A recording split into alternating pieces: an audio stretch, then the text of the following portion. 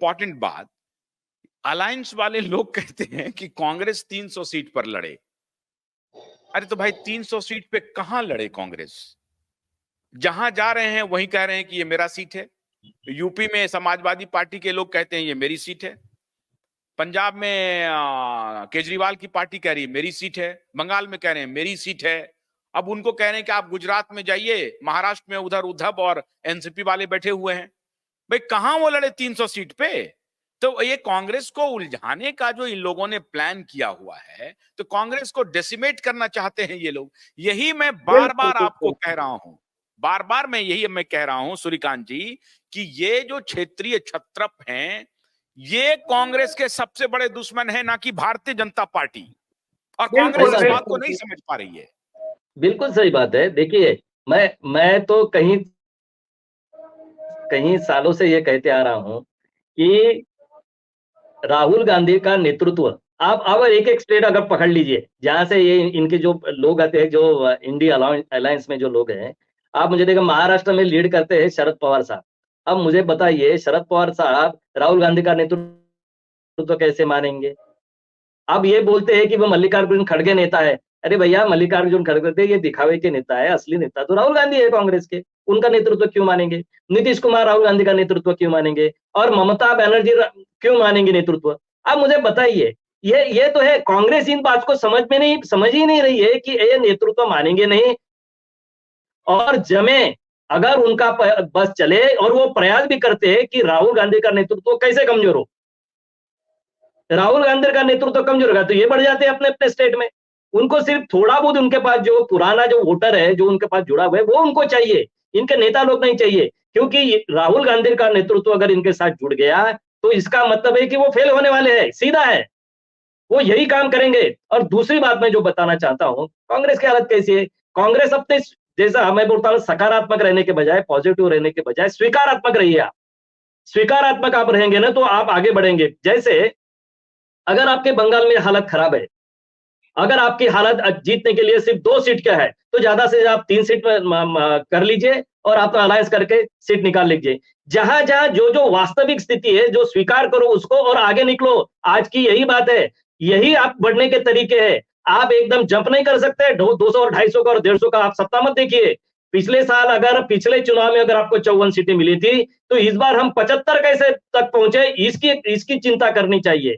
आपने प्लान बड़ा रखना चाहिए, क्योंकि भाजपा को हराने के लिए आपको बड़ा प्लान देना पड़ेगा और वो इसी छोटे छोटे तरीके से जाएगी। देखिए, अगर आपका 54 से आप अगर 75 हो जाते हैं तो आपका अपने एमपी बढ़ेंगे, उसके बाद आपके कार्यकर्ता जुड़ जाते हैं। तो मैं कहता हूं, एक होता है कि रियलिटी, एक होता है रियलिटी बनाना। मैं यही तो बात कह रहा हूं कि कांग्रेस पार्टी पिछले 5 साल में क्या कर रही थी। कांग्रेस पार्टी पिछले 5 साल से सभी राज्यों में अपने संगठन को मजबूत करके कहती कि मैं लार्जेस्ट पार्टी हूं भैया, पुरानी पार्टी हूं, मैं अपने दम पर चुनाव लड़ूंगा, देखूंगा अगर जनता रिजेक्ट करेगी तो कोई बात नहीं, हम सत्ता से बाहर रहने के लिए तैयार हैं। जब तक यह मनस्थिति कांग्रेस पार्टी के नेताओं के मन में नहीं आता है, असल में ये कांग्रेस पार्टी के जो लोग हैं, ये खाने पकाने वाले लोग हैं। ये जब ये खाने पकाने के इससे बाहर रहते हैं, ये विचलित हो जाते हैं। तो वो जो पॉलिटिक्स का जो एक नॉर्मल चीज है कि आप सेक्रीफाइस करके जनता के बीच जाइए और फिर आप जनता की स्वीकार्यता को बनाइए, सर्वग्राह्य बनिए, ये कर ही नहीं पा रही है कांग्रेस। हम कह रहे हैं कि आज 3 सीट पर क्यों लड़ेगी कांग्रेस? कांग्रेस का तो संगठन ऐसा होना चाहिए था भाई। वहां पर आप सोचिए, पश्चिम बंगाल का एग्जांपल लीजिए आप। पश्चिम बंगाल में आपने 27 साल के शासन को खत्म किया, किसने? ममता बनर्जी ने। कांग्रेस क्यों नहीं कर पाई? ये तो सवाल है ना कि कांग्रेस क्यों नहीं कर पाई। बिल्कुल सही बात है, क्योंकि नेतृत्व, ममता जी का नेतृत्व स्वीकार ही नहीं किया इन कांग्रेस ने। वो अपनी बात रखनी चाहिए थी, और वो जो बात रखती थी ना, तो उसने सिद्ध कर दिया ना कि आप जो पॉलिसी कर रही है, उनका प्रणब मुखर्जी से, प्रणब दास से भी उनका जमता नहीं था, बराबर है। लेकिन वो अपनी बात कहती थी कि इसी तरह से हम लोग बंगाल, आप कम्युनिस्टों से हम छुटकारा दिला सकते हैं और हम सत्ता में आ सकते थे। ये ममता बनर्जी बार बार बोलते थे अपने केंद्रीय नेतृत्व को, ये लोग मानते नहीं थे, उनको बाहर जाना पड़ा और फिर उन्होंने सिद्ध कर दिया कि मैं ही कम्युनिस्टों को गिरा सकती हूँ, और उसमें गिरा के दिखाया। हालांकि कम्युनिस्ट का वैचारिक विरोध करने वाले आरएसएस और भाजपा वाले थे, वो नहीं कर पाए। लेकिन धरातल के ऊपर काम करके ममता बनर्जी ने ये सिद्ध कर दिया था, ऐसी जननेता उनके पास थी, उनके साथ उन्होंने क्या व्यवहार किया, वो उनके साथ में नहीं रख पाते। देखिए, जिसका जो स्वीकारोक्ति जितनी ज्यादा है, जिसका पेट जितना बड़ा है ना, ऐसा संगठन का नेता चाहिए। एक थोड़ी सी बात थोड़ा पीछे चल रहा है, आजकल जो बिहार का जो विषय चल रहा है नीतीश बाबू का, क्या कहते थे अमित शाह ने कि हमारे दरवाजे पूरी तरह से बंद है। देखिए, राजनीति में इस प्रकार की बातें कहीं भी नहीं जा सकती और इस तरह से कट्टरता से काम भी नहीं चलता।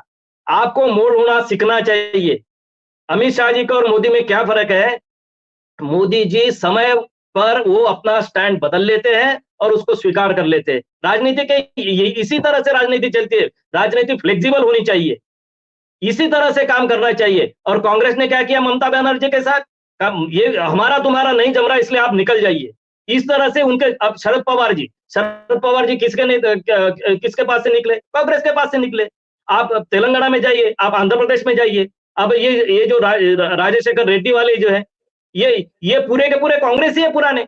अरे इतना भी आपने कर लिया ना कि जितने भी पुराने कांग्रेसी है उनको साथ में लेने के बाद क्या करना चाहिए, इसका एक एपिसोड उन्होंने करना चाहिए। ये एक्सरसाइज इन्होंने करना चाहिए कि हमारी क्या गलतियां हुई कि जिसके कारण ये लोग हमसे चले गए। ये जननेता थे। छोड़िए बात साहब, आज इनके पास जो राहुल गांधी का पूरा जो अपना मित्र परिवार था, जिसमें ज्योतिरादित्य सिंधिया से लेके सभी लोग जो है, जितने भी बड़े जवान नेता थे, यंग ब्रिगेड थी उनके पास, वो क्यों निकल गए? वो जननेता थे, उनके पास जनाधार था। लेकिन उनकी बात आप ना मानते हुए ये जो बाहर से लाए हुए सलाहकार जो है, जिसमें जयराम रमेश है, जिनको जनता से क्या लेना देना है, जयराम रमेश को, उनका क्या धरातल पे लोगों का सलाहकार कोई आधार नहीं है। मैं दोनों का पुट कर रहा हूं आपको। ये राहुल गांधी के भी घमंड का, अहंकार का भी ये परिचायक है कि उनका अहंकार। भोलानाथ का ब्रश कटर एक बैटरी से चलने वाली मशीन है जिसका चार्जिंग समय 3.5 घंटे है। इसे हम 6 से 8 घंटे बिना रुके चला सकते हैं। एक बार चार्ज करने पर ये 16,000 स्क्वायर फीट गेहूं, चावल, बजरा, जोबर के खेत काट सकता है, जबकि इसी कार्य को पेट्रोल ब्रश कटर 1,000 रुपए पेट्रोल का खर्चा करता है।